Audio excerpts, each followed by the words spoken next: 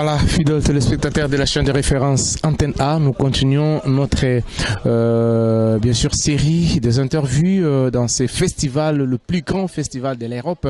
Et comme je vous avais annoncé que nous continuons à recevoir les hauts cadres, ceux qui font que ces festivals puissent exister. Et bien sûr, nous recevons encore une fois de plus M. Alex, qui est le responsable des stands au Paléo Festival.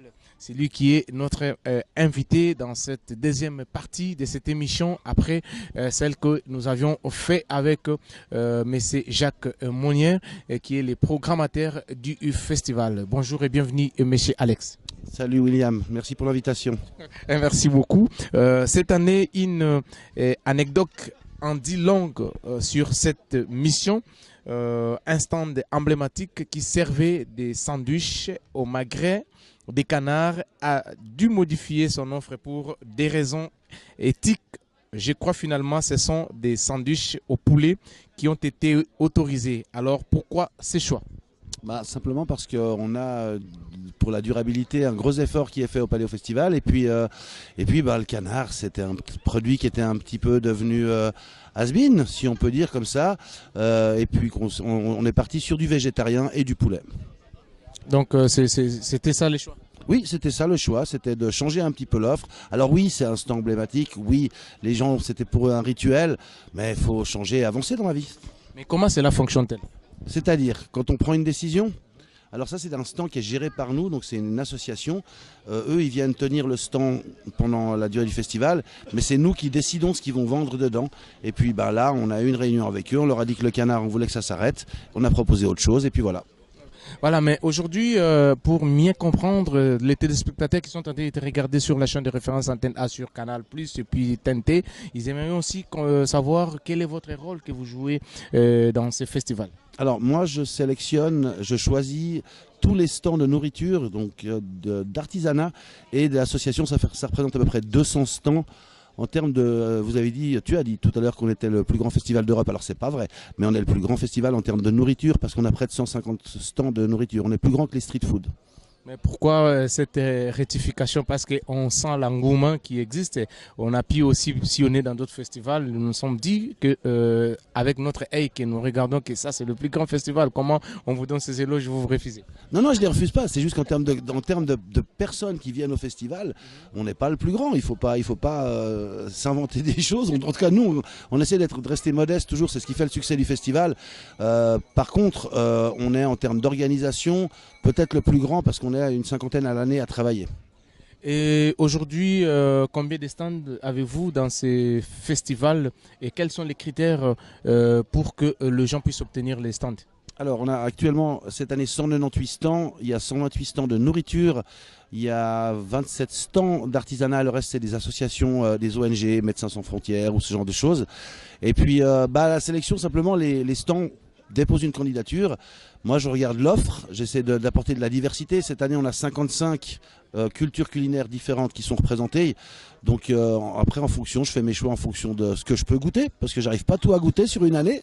Ouais, j'ai pas le travail le plus dur du monde, mais en tout cas, pas au niveau des repas. Et puis après, j'essaie d'avoir une offre équilibrée qui propose de la diversité. Je vais pas mettre 8 burgers, ça me servirait à rien. Mais je suis un peu, je peux dire comme ça, un peu gourmand. J'ai sillonné tout le festival, tous les stands. Je n'ai pas pu voir un seul stand congolais. Qu'est-ce qui se passe? Parce que vous ne goûtez jamais à la nourriture congolaise ou bien c'est juste votre choix comme vous venez de dire? Non, c'est parce que j'ai pas de candidature. En fait, j'avais une candidature d'une dame qui fait des beignets. Mais j'avais déjà des offres à peu près similaires. Je vais la goûter l'année prochaine, je sais où elle sera. Mais vous savez, j'ai 600 candidatures par année, je dois en prendre 130. Donc voilà. Mais j'ai pas vraiment de candidature de stand congolais. Donc si des Congolais de Suisse m'écoutent là et qui veulent postuler, mais avec grand plaisir. Elle est là déjà. C'est une très fabricante de beignets. C'est pourquoi je lui ai dit, tant que caméraman aussi, il faudra qu'elle puisse, dès qu'elle va vous voir comme ça, qu'on en discute parce qu'elle fabrique aussi bien des beignets. Mais elle fabrique des beignets en Suisse? Oui, bien sûr, parce que oui, les Suissesses des bases. Suissesse et puis d'origine congolaise. Vous voyez, j'ai bien fait de répondre que j'avais quand même reçu une candidature, parce que sinon c'était un petit peu une question piège. Oui. Vous avez su que c'était une question piège, hein? Bah non, je l'ai vu après, mais c'est pas très grave. Moi, je suis assez transparent, assez honnête. Les beignets ont l'air très bien, mais j'avais déjà des offres qui étaient vraiment ressemblantes sur le quartier libre. Et puis, bah, moi, je vais pas sortir un stand avec qui ça se passe bien pour prendre un autre. C'est pas la politique du festival. La politique du festival, c'est d'être fidèle et loyal avec tous ses partenaires, les stands compris. Ça veut pas dire qu'elle a aucune chance de rentrer au Paléo Festival, pas du tout. Mais simplement, l'offre là, par rapport à ce que j'avais déjà, c'était une offre de plus dans le même style, même si j'ai aucun doute que c'est excellent. Ok. Vous pouvez aussi nous confirmer là que l'année prochaine, il y aura bel et bien le stand congolais, peut-être avec la diversité. Il n'y aura pas que de beignets, il y aura du foufou, il y aura du pondou. Peut-être on va vous faire goûter ça aussi en avance. Alors ça devient intéressant là, si on se retrouve avec ce genre de mets. Après, sur des beignets, sur des desserts, vous savez, on a beaucoup de gaufres, on a beaucoup de crêpes, on a beaucoup. Ça reste quand même des produits, les fish cakes aussi, des produits qui sont approchants des beignets sucrés en fait. Après, si on part sur une offre sur le culinaire salé, alors avec un immense plaisir. D'accord, tu as entendu, hein, il faut faire goûter M. Alex. Hein. Voilà. Voilà, merci. Et nous continuons, M. Alex. Justement, comment faites-vous pour équilibrer entre la fidélité à deux stands historiques, les nouveautés et les impératifs éthiques ou écologiques? Alors, l'équilibre, il se fait un petit peu naturellement parce qu'on a des stands qui sont fidèles depuis de très nombreuses années. Et puis, ben, des fois, ils arrêtent d'eux-mêmes. Les personnes sont là depuis longtemps, elles en ont ras-le-bol ou elles changent de domaine d'activité. Et là, ça me permet d'introduire des nouveaux stands. En général, je vais les chercher sur la place extérieure à Quartier Libre où il y a une vingtaine de stands. C'est un peu la porte d'entrée pour entrer dans le festival. C'est très rare qu'un stand rentre directement dans le festival, sauf s'il est dans le thème du Village du Monde. Il y avait l'Afrique de l'Ouest il y a 3 ans au Village du Monde par exemple et puis voilà, et puis c'est un roulement naturel qui se fait, mais vous savez, les stands quand ils viennent ici ils n'ont pas envie d'en repartir, donc les places sont chères. Les places coûtent combien? Alors quand je disais les places sont chères, je vais pas vous donner de prix, mais c'est juste que ils se battent pas pour la place, mais quand ils sont dedans ils veulent pas lâcher la place. C'est plutôt ça que je voulais dire. Ah, donc c'est pas en termes d'espèces trébuchantes? Non, c'est plutôt en termes de Paléo, c'est le plus grand d'Europe pour la nourriture, donc les gens ils veulent rentrer là, ils veulent y rester. Donc c'est pour ça que peu de stands partent. Et puis à moins qu'il y ait une énorme erreur, on ne prend pas de mesures ou autre. Donc c'est compliqué de rentrer à Paléo. Voilà, on a entendu parler d'un petit scandale cette année autour du stand au Maghré des canards. Pouvez-vous nous expliquer ce qui s'est passé exactement? Alors comme je vous l'ai dit tout à l'heure, on avait décidé pour la durabilité d'arrêter le canard, que ce soit pour le public ou pour nos bénévoles. Et puis on a décidé de le remplacer par une offre végétarienne pour le public et puis pour nos bénévoles avec également du poulet. Voilà ce qui s'est passé. C'est une décision d'entreprise, c'est une décision comme d'autres le prendraient en fait. J'ai rien de, il n'y a pas de volonté, comment dirais-je, il n'y a pas de volonté je trouve plus le terme. Bref, c'est pas très grave. C'est juste qu'on prend les décisions, on pense à la durabilité et puis voilà. Qu'est-ce qui a fait aujourd'hui, vous pouvez quand même dire aux téléspectateurs comment les canards ne répondent plus aux exigences du festival? Alors c'est pas qu'ils répondent plus aux exigences du festival, c'est qu'on a déjà une bonne offre avec des stands qui proposent de la viande. 80% de nos stands proposent de la viande. Et puis ben, nous on essaie d'aller vers la durabilité. Et comme c'était un stand paléo, on a décidé que c'était aussi à Paléo de montrer l'exemple du végétarien. Alors vous venez de dire concernant les poulets, mais comment les poulets est-il considéré comme le plus acceptable? Parce qu'on essaie de proposer une offre qui satisfasse les deux. Nous, on n'a pas de choix idéologique. Voilà, c'est le mot que je cherchais tout à l'heure. C'est pas des choix idéologiques.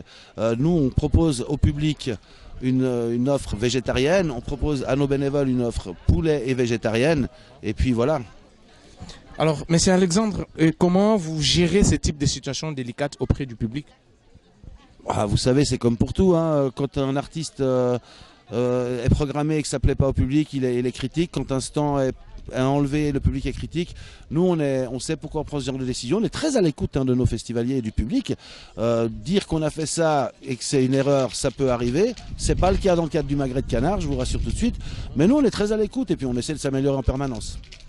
Il y a quelques années, vous aviez proposé même des stands d'insectes.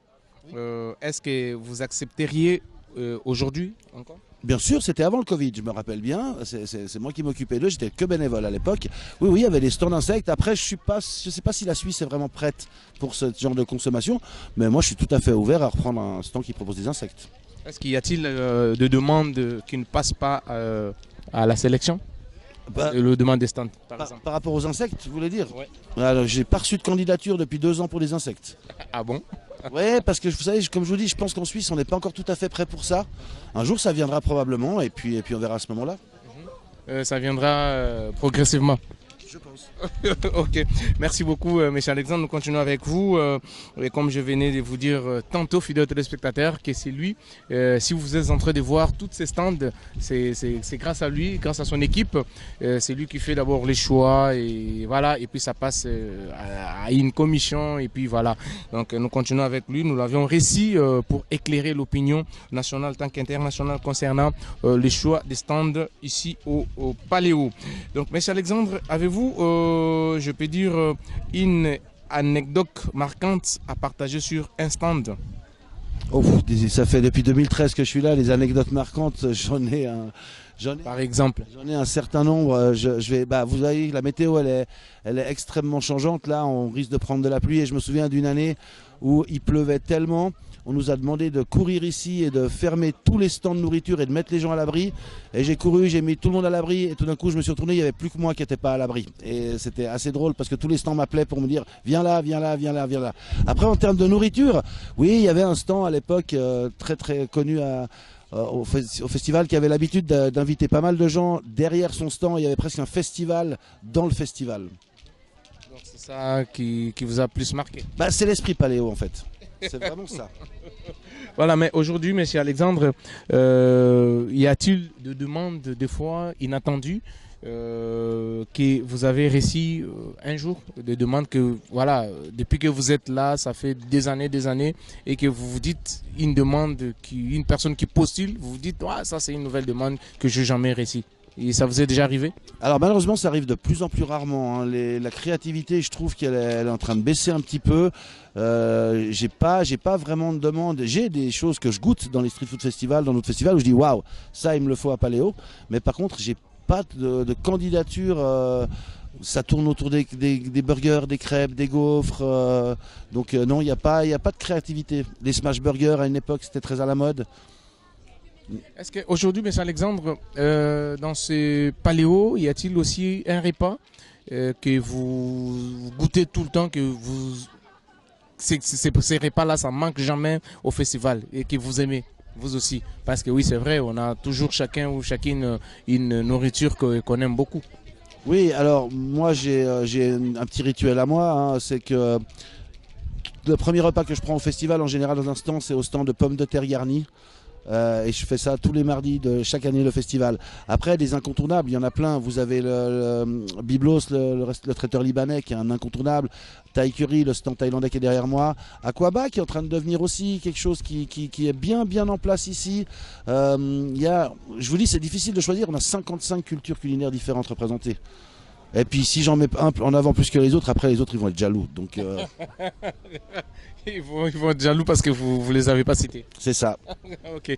Et d'accord, mais nous arrivons vers la fin de notre interview. Est-ce que vous avez quand même un message à tous les téléspectateurs qui sont en train de te regarder sur la chaîne de référence Antenne A, et précisément à Kinshasa en Afrique, parce que nous sommes sur Canal+, et puis sur TNT. Qu'est-ce que vous pouvez leur dire par rapport au paléo? Alors par rapport au paléo, moi je peux lancer un appel pour les gens qui résident en Suisse et qui font la cuisine traditionnelle africaine de n'importe quel pays. Faites des candidatures. Nous on est vraiment ouverts à ouvrir à étoffer encore notre diversité culinaire, et puis ce sera un plaisir de les recevoir. Et puis sinon, pour tous les autres, si vous avez l'occasion un jour de venir au Paléo, venez, c'est le meilleur festival du monde. Voilà. Là, on accepte que c'est le meilleur festival du monde parce qu'il y a tout ici. Voilà, merci beaucoup pour les temps consentis, et puis nous vous remercions. Nous sommes toujours là aussi. L'année prochaine, nous serons là. Et on continue à être à vos côtés pour faire découvrir l'Afrique. Qu'est-ce que plutôt les paléos, ces grands festivals européens dont nous sommes en train de vous faire couvrir comme si vous étiez ensemble avec nous ici en Suisse. Nous espérons aussi que l'année prochaine, la rumba congolaise sera représentée parce qu'on a pas mal d'artistes congolais et nous souhaiterons aussi les voir jouer sur scène ici. Et ça vous en dit aussi quelque chose? Alors ça, non, moi je m'occupe pas de la programmation musicale, je m'occupe de la programmation culinaire. Donc la programmation, chacun son métier, mes collègues de la musique le font très très bien. J'ai pas d'informations plus que ça. Ok, merci beaucoup. Ça c'était juste une petite pique. Voilà, nous arrivons à la fin. Merci beaucoup. On se retrouve par la suite. Merci à toi, William. Merci beaucoup, Alexandre.